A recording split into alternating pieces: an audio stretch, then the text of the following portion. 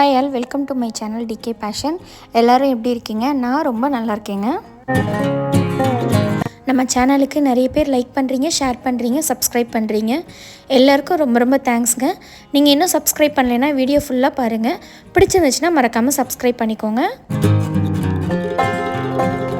இன்றைக்கி நான் உங்களோட என்ன வீடியோ ஷேர் பண்ணுறேன்னா, லாஸ்ட்டு வீக்கெண்ட் நடந்தது தாங்க உங்களோட ஷேர் பண்ணுறேன்.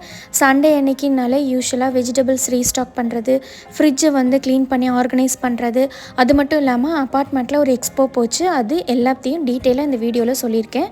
ஸோ டைம் கிடைக்கும் போது ஃப்ரீயாக உட்காந்து ஜாலியாக பாருங்கள். நான் இப்போது எங்கே இருக்கேன்னு பார்த்தீங்கன்னா, வில்லிவாக்கம் மார்க்கெட்டில் தாங்க இருக்கேன். வில்லிவாக்கமும் எனக்கும் வந்து ஒரு பெரிய பாண்டிங் இருக்குது. ரீசன் என்னென்னாக்கா, நான் முதல்ல சென்னை வந்து இறங்கினது வில்லிவாக்கம் தாங்க.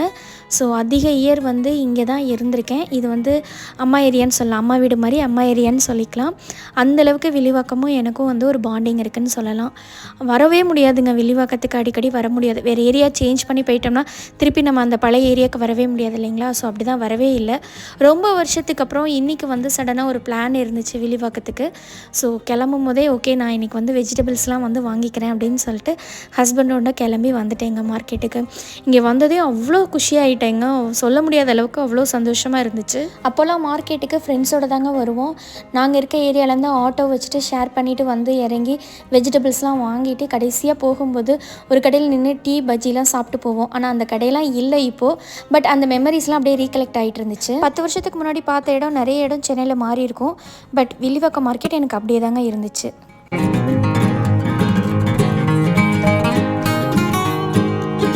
மார்க்கெட்டுக்கு வந்து காய்கறி எல்லாம் வாங்கியாச்சு. இன்றைக்கி சண்டேங்கிறதுனால நான்வெஜ்ஜும் கொஞ்சமாக வந்து வாங்கியாச்சு. இப்போ நம்ம ரிட்டனுக்கு நம்ம ஏரியாவுக்கு தான் போயிட்டுருந்தோம். பார்த்திங்களா, சென்னையில் செம்ம வெயிலுங்க, போட்டு தாக்குன்னு தாக்குச்சு. சரி, அப்படியே ஓரமாக ஒரு ஸ்டாப் பண்ணி இளநீ தாங்க குடிக்கிறதுக்கு நிறுத்தியிருந்தோம். இந்த ஹேபிட் எத்தனை பேருக்கு இருக்குன்னு தெரியாதுங்க. எனக்கு ஒன்று, ஹஸ்பண்டுக்கு ஒன்று இளநீ வாங்கினோம்னா 2 இளநீ டேஸ்ட் பண்ணி பார்ப்பேன்.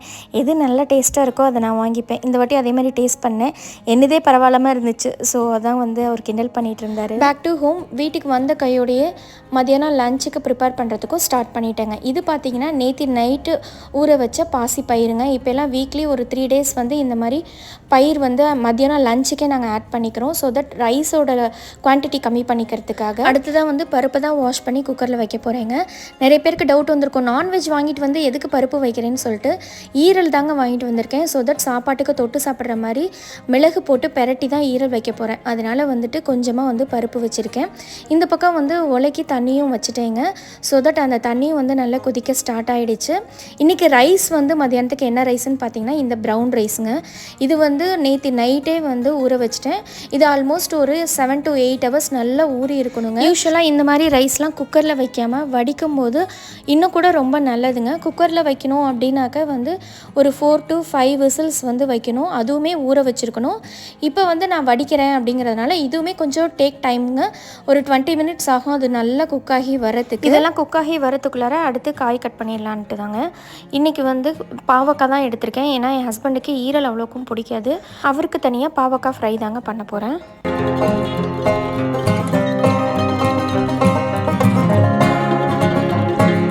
காயெல்லாம் கட் பண்ணி முடிக்கிறதுக்குள்ளாரே பருப்பு 2 விசில் வந்துடுச்சுங்க. ஸோ குக்கரை ஆஃப் பண்ணிவிட்டு கையோடு இது எல்லாத்தையும் கட் பண்ணி முடிச்சிட்டேன். அதே போல் பாசி பயிரும் நல்லா வெந்துருச்சு. நான் முன்னாடியே சொன்ன மாதிரி ரைஸ் மட்டும் இன்னும் வேகலை, அது வேகத்துக்கு கொஞ்சம் டைம் எடுக்கும். இந்த பக்கம் பார்த்திங்கன்னா பாசி பயிரை அப்படியே வேறு ஒரு பாத்திரத்துக்கு மாற்றிட்டேன். ஸோ தட் வந்து இந்த மாதிரி நிறைய டிஷ் பண்ணும்போது எவ்வளோ கம்மியாக நம்ம வந்து பாத்திரம் யூஸ் பண்ணுறோமோ அது நம்ம வாஷ் பண்ணுறதுக்கு ஈஸியாக இருக்கும். ஸோ தட் அதே பாத்திரத்தை நான் அப்படியே வாஷ் பண்ணி திருப்பி தாளிக்கிறதுக்கு வச்சுட்டேன். பாசி பயிருக்கு வந்து கொஞ்சமாக வந்து கடுகு உளுந்த பருப்பு மட்டும் போட்டு தாளித்து அப்படியே கொட்டிட்டேங்க.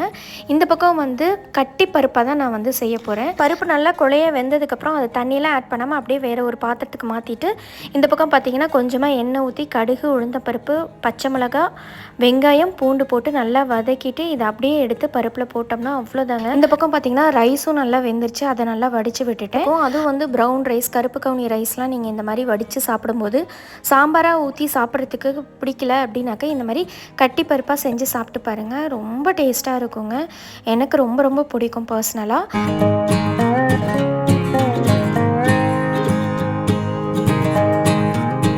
அடுத்ததாக பாவக்காயை ரெடி பண்ணிடலாம். இப்போது ஒரு பேனில் கொஞ்சம் தாராளமாக எண்ணெய் விட்டு கடுகு, உளுந்தப்பருப்பு, கருவேப்பிலை இதெல்லாம் நல்லா பொரிஞ்சிடும். அடுப்பு சிம்மில் வச்சுட்டு காரத்துக்கு ஏற்ப மிளகாய்த்தூள் ஆட் பண்ணிக்கலாங்க. அதை நல்லா மிக்ஸ் பண்ணி விட்டு இப்போ கட் பண்ணி வச்சுருக்க பாவக்காயை ஆட் பண்ணிடலாம். மிளகாய்த்தூள் வந்து கரிஞ்சிடக்கூடாது.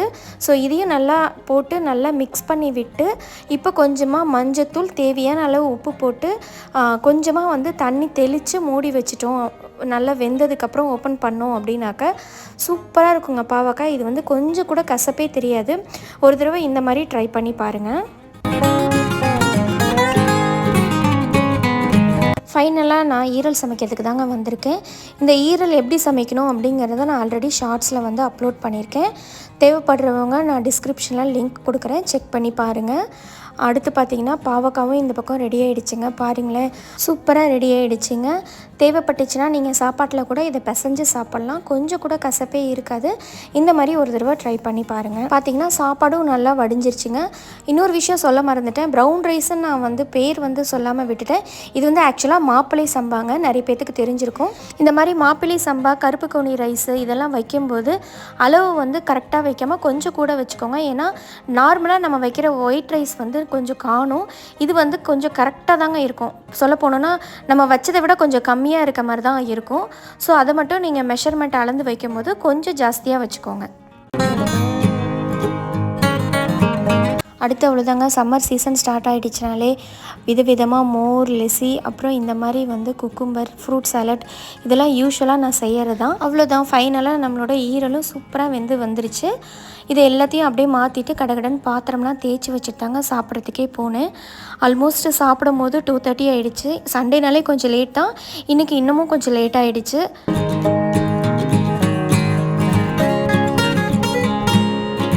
எத்தனை பேருக்கு இது பிடிக்கும்னு தெரியாதுங்க. சட்டி சோறு இந்த சமைச்சு முடித்ததுக்கப்புறம் எல்லாத்தையும் மாற்றிட்டு அதிலே கொஞ்சம் ஒட்டிகிட்ருக்கும் பாருங்களேன்.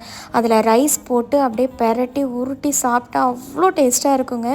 இன்றைக்கும் நான் அதான் பண்ணிகிட்ருக்கேன். எனக்கு அவ்வளோ பிடிக்கும் அது. இன்றைக்கி ஈரல் செஞ்சு அந்த சட்டியில் தாங்க சாப்பாடு போட்டு பிசைஞ்சு சாப்பிட்டேன். அவ்வளோ டேஸ்ட்டாக இருந்துச்சு. எத்தனை பேருக்கு பிடிக்குங்கிறத கீழே கமெண்ட் பண்ணுங்கள்.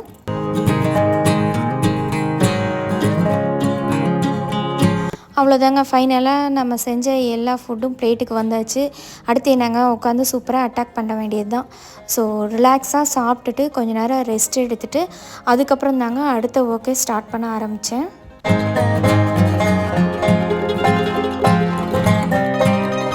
ஒரு 4 o'clock போல் தாங்க திருப்பி நான் கிச்சனுக்குள்ளேயே வந்ததையும் ஃபஸ்ட்டு ஒர்க்காக வந்து ஃப்ரிட்ஜை க்ளீன் பண்ணலான்னு தான் வந்திருக்கேன். ஏன்னா வாங்கிட்டு வந்த வெஜிடபிள்ஸ் எல்லாமே அப்படியே இருக்குது. ஸோ அதெல்லாம் வைக்கிறதுக்கு முன்னாடி ஃப்ரிட்ஜை க்ளீன் பண்ணிடலான்னு அதுதான் வந்து பண்ணிகிட்ருக்கேன்.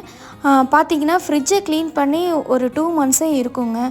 பேக் டு பேக் ஏதாச்சும் வேலை வெளியே போகிறது அப்படின்ட்டு என்னால் ஃப்ரிட்ஜை வந்து க்ளீன் பண்ணவே முடியல. இன்றைக்கி எதுவாக இருந்தாலும் சரி ஃபஸ்ட்டு ஃப்ரிட்ஜை வந்து நம்ம க்ளீன் பண்ணிடணும் அப்படின்ட்டு உள்ளே இருக்க எல்லா திங்ஸையும் எடுத்து வெளியே வச்சிட்ருக்கேன்.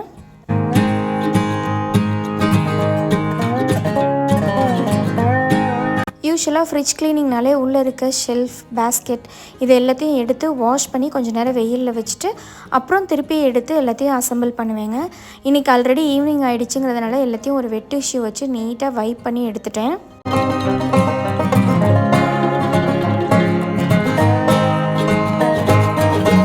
நார்மலாக பார்க்கும்போது அந்தளவுக்கு டஸ்ட் இருக்க மாதிரி இல்லவே இல்லை. பட் ஒவ்வொரு ஷெல்ஃபாக எடுக்கும் போது எங்கேருந்து வந்துச்சுன்னே தெரியல, அவ்வளோ டஸ்ட்டாக இருந்துச்சுங்க. அந்த பேஸ்கெட்லாம் வந்து க்ளீனாக இருந்த மாதிரி இருந்துச்சு. எடுத்து துடைக்கும் போது தான் தெரிஞ்சுது அதுக்குள்ளாரெல்லாம் எவ்வளோ டஸ்ட் இருந்துச்சுன்னு சொல்லிட்டு. உங்களுக்கு நான் காட்டுறேன் பாருங்களேன். இதெல்லாம் பேஸ்கெட்லாம் அப்படியே டிஷ்யூ வச்சு துடைச்சி எடுத்துட்டேன். இங்கே பாருங்களேன், இந்த பேஸ்கெட்லாம் ரிமூவ் பண்ணதுக்கப்புறம் பார்த்திங்கன்னா எங்கேருந்து வந்துச்சுன்னே தெரில, இவ்வளோ டஸ்ட்டு. அப்படியே எல்லாத்தையும் வந்து வைப் பண்ணி அப்படியே எடுத்துட்டேன் நான். யூஸ்வலாக வந்து ஃப்ரிட்ஜுக்கு வந்து உள்ளே வந்து நான் எந்த லிக்விடுமே யூஸ் பண்ண மாட்டேங்க. ரொம்ப வந்து ஏதாச்சும் அங்கே இங்கேயும் ஸ்டெயின்ஸ் இருந்துச்சுன்னா லெமன் ஜூஸ் வச்சு அப்படியே நல்லா வைப் பண்ணி எடுத்துருவேன். இல்லை அப்படின்னாக்கா நார்மல் டிஷ்யூ வச்சு துடைச்சி எடுத்துருவேன். மேஜராக வந்துட்டு இந்த லைனர் வந்து போட்டிருந்தேங்க ஃப்ரிட்ஜுக்கு, கிளாஸ்க்கு இந்த ப்ரொடெக்ஷன் லைனர் மாதிரி போட்டிருந்தேன். இது வந்து என்னன்னு பார்த்தீங்கன்னாக்க டேபிளுக்குன்னு சொல்லிட்டு நாங்கள் வாங்கினோங்க. அதுதான் வந்து இவ்வளோ நல்லா யூஸ் பண்ணிகிட்டு இருந்தேன். இப்போ பார்த்திங்கன்னா அதில் கொஞ்சம் ஸ்க்ராச்சஸ் வந்து அதிகமாக இருந்த மாதிரி இருந்துச்சு. ப்ளஸ் அது வந்து தொடச்சாலும் வந்து போகலை. அதனால் வந்துட்டு கிச்சனுக்காக இந்த லைனர் வாங்கிட்டு வந்திருந்தேன், கிச்சன் ட்ராயருக்காக. சரி இந்த லைனர் வந்து போட்டுடலாம் அப்படின்னு பிளான் பண்ணி இதை தான் வந்து இப்போ போட போகிறேன்.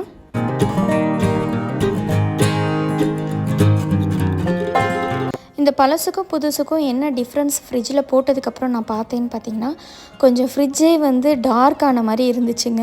ஆனால் முன்னாடியே வந்து அதை நோட்டீஸ் பண்ணல நானு. வேக வேகமாக வந்து அதுக்கேற்ற மாரி மெஷர்மெண்ட்லாம் வந்து கட் பண்ணி வச்சுட்டு, போட்டதுக்கப்புறம் தான் ஃபீல் ஆச்சு எனக்கு.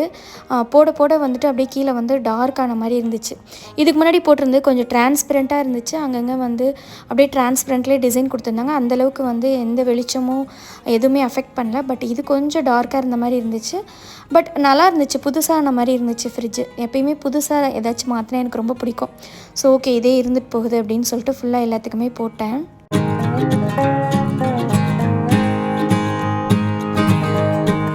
இந்த லைனர்லாம் கட் பண்ணி போட்டதுக்கப்புறம் தான் திரும்பி பார்த்தா கிச்சனே பயங்கர மெஸ்ஸியாக இருந்துச்சுங்க. எப்போ அதெல்லாம் திருப்பி எப்படி ஆர்கனைஸ் பண்ணுறது அப்படிங்கிறது பெரிய மலைப்பாக இருந்துச்சு. இன்னும் பேஸ்கெட்டுக்கெலாம் வந்து நான் மெஷர்மெண்ட் வச்சு கட் பண்ணவே இல்லையேன்னு யோசிச்சுட்டே இருந்தேன். பார்த்தா என் பையன் வந்துட்டு நான் பண்ணித்தரேன் அப்படின்னு சொல்லிட்டு அவர் கொஞ்சம் எனக்கு ஹெல்ப் பண்ணவும் ஈஸியாக ஆகிடுச்சிங்க. ஸோ எல்லா லைனரும் போட்டு முடித்ததுக்கப்புறம் திருப்பி நான் எல்லாத்தையும் ரீஆர்கனைஸ் பண்ண ஆரம்பிச்சிட்டேன். ஃபஸ்ட்டு வந்து ஃப்ரிட்ஜுக்குள்ளே என்னென்ன இருந்துச்சோ அது எல்லாத்தையும் எடுத்து உள்ளே வைக்க ஆரம்பிச்சிட்டேன். ஏன்னா மாவெல்லாம் தூக்கி வெளியே வச்சுருந்தேன். அதெல்லாம் வந்து புளிச்சிடும் அப்படின்னு சொல்லிட்டு எடுத்து முதல்ல அதெல்லாம் தான் உள்ளே வச்சிட்ருந்தேன்.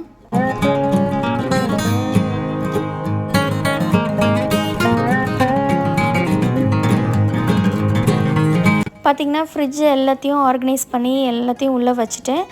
அதுக்கப்புறம் இந்த மாதிரி லெமன் வந்து கட் பண்ணி வைப்பேங்க. யூஸ்வலாக வந்துட்டு என்றைக்கு ஃப்ரிட்ஜை வந்து டீப் க்ளீன் பண்ணுறனோ அன்றைக்கி வந்துட்டு இந்த மாதிரி லெமன் வைப்பேன். வச்சுட்டு ஒரு 2 டேஸ்க்கு அப்புறம் அதை எடுத்துருவேன். தேவைப்பட்டுச்சுன்னா திருப்பி ஒரு 3 டேஸ்க்கு அப்புறம் மறுபடியும் கூட கட் பண்ணி வைக்கலாம். இன்றைக்கி வந்துட்டு இதெல்லாம் முடிச்சுட்டு நம்ம மெஷர்மெண்ட்டுக்காக கட் பண்ணி வச்சோம் பாருங்கள், அது அங்கங்கே பீஸாக இருந்துச்சு. அது எல்லாத்தையும் க்ளீன் பண்ணிவிட்டு அடுத்ததாக வந்துட்டு வாங்கிட்டு வந்த வெஜிடபிள்ஸ் எல்லாத்தையும் செக்ரிகேட் பண்ண ஸ்டார்ட் பண்ணியாச்சு.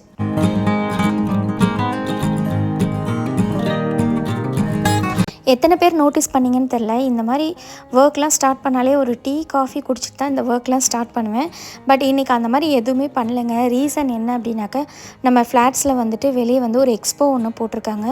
நிறைய ஃபுட் கோர்ட்டு எல்லாம் வந்திருக்கு. ஸோ வெளியே போய் சாப்பிட்டுக்கலாம், இந்த ஒர்க்லாம் முடிச்சுட்டு அப்படியே ரிலாக்ஸ்டாக போயிட்டு வெளியே போய் சாப்பிட்டுக்கலாம் அப்படிங்கிறதுனால நான் எதுவுமே வந்து வீட்டில் வந்து காஃபி டீ போடவே இல்லை. வெளியே இருக்கா என்னன்னு தெரியல. ஸோ அதெல்லாம் யோசிச்சுக்கிட்டே இந்த வெஜிடபிள்ஸ் எல்லாத்தையும் வந்து செக்ரிகேட் பண்ணி வச்சுட்டேன்.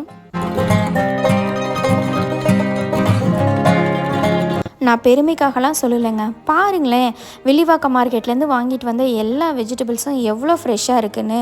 இதே நான் இங்கே போய் சூப்பர் மார்க்கெட்டில் வாங்கிட்டு வந்து வச்சேன் அப்படின்னாக்கா கொஞ்ச நேரத்துலேயே அப்படியே துவண்டுருங்க. இது காலையில் நான் வாங்கிட்டு வந்தது, இப்போ ஈவினிங் தாங்க எடுத்து கொட்டி எல்லாத்தையும் செக்ரிகேட் பண்ணுறேன். பார்க்கறதுக்கே ஃப்ரெஷ்ஷாக இருக்குது இல்லைங்களா? ஸோ கேள்விப்பட்டிருக்கேன், வில்லிவாக்கம் மார்க்கெட்டுக்கு வந்து பக்கத்துலேருந்து வில்லேஜிலேருந்துலாம் கொண்டு வருவாங்க அப்படின்னு சொல்லிட்டு. அது உண்மையாக போயான்லாம் எனக்கு தெரியாது. பட் பார்க்கறதுக்கு நல்லா ஃப்ரெஷ்ஷாக இருக்குங்க.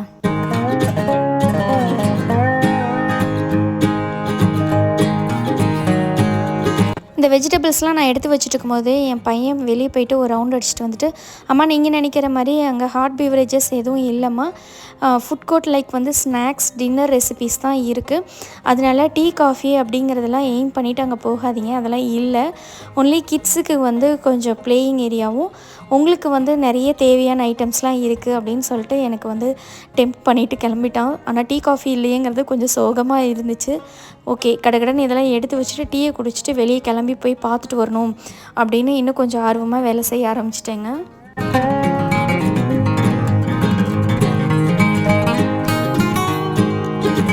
ஃபைனலாக வாங்கிட்டு வந்த எல்லா வெஜிடபிள்ஸையும் செக்ரிகேட் பண்ணி அதாவது பாக்ஸில் போட்டு நீட்டாக வந்து எடுத்து வச்சுட்டேங்க. நிறைய வந்து யூஸ்வலாக கட் பண்ணி வைப்பேன். இந்த வாட்டி வந்து கட் பண்ணுற மாதிரி எந்த வெஜிடபிள்ஸுமே நான் வாங்கலை. ஈவன் மொச்சக்காய் கூட அங்கே உரிச்சதே கிடச்சிது. இவ்வளோ நாளைக்கு அப்புறம் இந்த சீசன்லேயும் மொச்சக்காய் கிடச்சது எனக்கு ரொம்ப பிடிச்சிருந்துச்சு. மொச்சக்காய் எனக்கு ரொம்ப பிடிக்கும் கூட. ஸோ எல்லாத்தையும் அப்படியே ஃப்ரிட்ஜில் வந்து ஆர்கனைஸ் பண்ணி வச்சிட்ருக்கேங்க. அப்படியே என்னோடய ஃப்ரிட்ஜ் பார்த்திங்கன்னா சைட் பை சைடுங்க. ஒன் சைடு வந்து ஃப்ரிட்ஜ், ஒன் சைடு வந்து ஃப்ரீசர். இன்றைக்கி வந்து நான் ஃப்ரிட்ஜ் சைடு மட்டும்தான் டீப் க்ளீன் பண்ணி எல்லாத்தையும் சேஞ்ச் பண்ணி மாற்றி வச்சுட்டு வாங்கிட்டு வந்த எல்லா திங்ஸையும் வந்து அழகாக வந்து ஆர்கனைஸ் பண்ணி வச்சுட்டேன். ஃப்ரீசர் வந்து இந்த பக்கம் ஓப்பனே பண்ணலை. ஸோ நெக்ஸ்ட்டு வந்து நான் எப்போ வந்து ஃப்ரீசர் வந்து ஆர்கனைஸ் பண்ணுறனோ அப்போ வந்து சூனாக உங்களுக்கு வந்து வீடியோ வந்து ஆட் பண்ணுறேன்.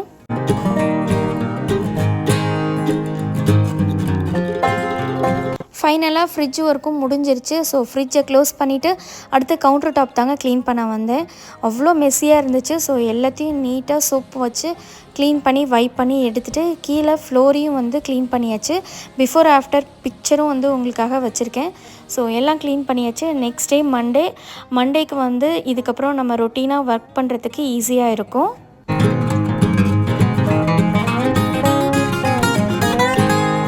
ஃபைனலி மோஸ்ட் அவைட்டட் எங்கள் ஃப்ளாட்டோட எக்ஸ்போக்கு தாங்க வந்திருக்கோம்.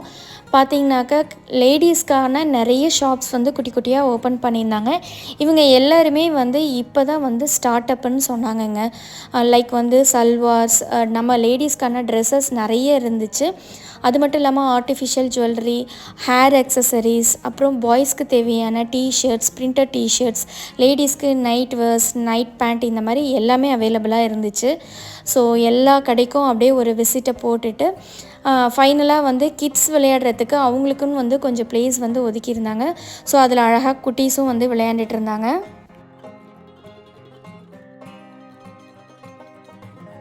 அப்படியே ஃபுட் ட்ரக் பக்கம் வந்து பார்த்தாக்கா ஃபுட் ட்ரக்கில் வந்து பார்த்திங்கன்னா பீட்ஸா, வேஃபிள்ஸ் இந்த மாதிரி இருந்துச்சு. ஸ்நாக்ஸ் பொறுத்த வரைக்கும் பஜ்ஜி, அப்புறம் கோலி சோடா, இந்த மாதிரி ட்ரிங்க்ஸ்லாம் கூட அவைலபிளாக இருந்துச்சு. நான் வந்து இந்த பொட்டேட்டோ ரிங் இருக்கு இல்லைங்களா, இது வாங்கி சாப்பிட்டுட்டு அப்படியே எல்லாத்தையும் வந்து பார்த்துட்டு வீட்டுக்கும் வந்தாச்சு. ஸோ இந்த வீடியோ வந்து உங்களுக்கு பிடிச்சிருக்கும்னு நினைக்கிறேன். பிடிச்சிருந்துச்சு அப்படின்னாக்கா மறக்காமல் லைக், ஷேர் அண்ட் சப்ஸ்கிரைப் பண்ணிக்கோங்க.